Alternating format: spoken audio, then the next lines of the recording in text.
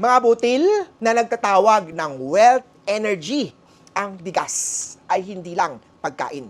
Isa rin itong simbolo ng prosperity, ng kasaganahan, simbolo ng suwerte, at simbolo also na ng pagpapapala o ng blessing.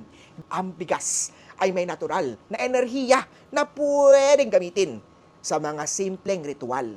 9 na butil ng bigas, ilagay yan sa red pouch. Itinatawag natin yan wealth attractor.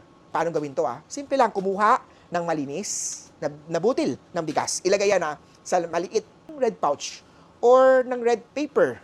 Itago yan sa loob, ilagay yan sa loob ng wallet, sa purse nyo, sa coin compartment nyo. Bakit effective ito? Alam nyo ba, ang number 9 ay isang number of completion. Ang number 9 also is the number for prosperity. Ang pula or red color ay pang-activate ng swerte. Ang red color nag-activate ng good luck.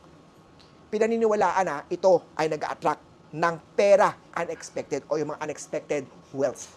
Personal na imbitahan si Master Kuwa na pumunta sa bahay nyo para mag-cleansing, gumawa ng prosperity, gumawa ng money bag activator sa bahay nyo man, sa opisina nyo man, sa negosyo man, tindahan nyo man para mas lalong ma-enhance natin ang good luck, good swerte sa inyong bahay, sa inyong buhay.